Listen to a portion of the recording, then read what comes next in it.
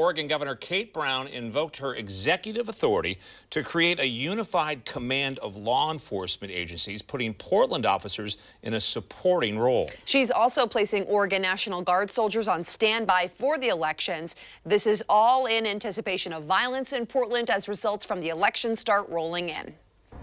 Our Fox 12's Brenna Kelly joins us now live from downtown Portland with much more on this story. Brenna? Bonnie, Oregon State Police and the Multnomah County Sheriff's Office are in charge of public safety here in Portland for the elections. Just moments ago at 5 p.m., this unified command took effect and will stay in place for the next 2 days in what law enforcement is hoping will be a peaceful election cycle. Voter intimidation and political violence will not be tolerated. Oregon Governor Kate Brown was joined by law enforcement leaders as she announced a public safety plan for Portland on Election Day. Oregon State Police and the Multnomah County Sheriff's Office will take over command of police response.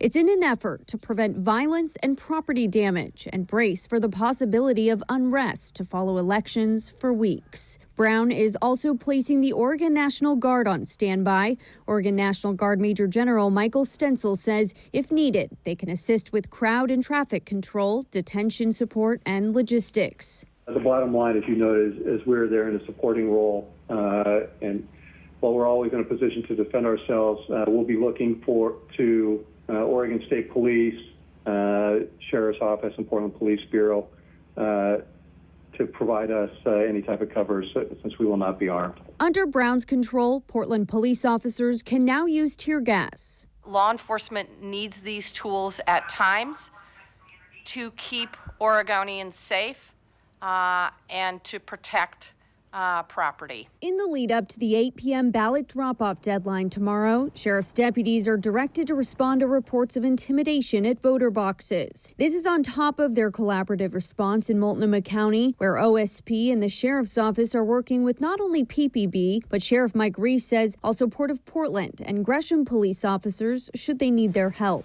I think that we'll have enough resources to have a highly visible presence to deter criminal activity and to ensure that people feel that their ability to vote is protected and that we have a safe and welcoming environment around our elections process. Now, this unified command lasts through Wednesday evening. The governor will then reassess the situation here in Portland and decide whether to extend it. Reporting live in downtown Portland tonight, Brenna Kelly, Fox 12 Oregon.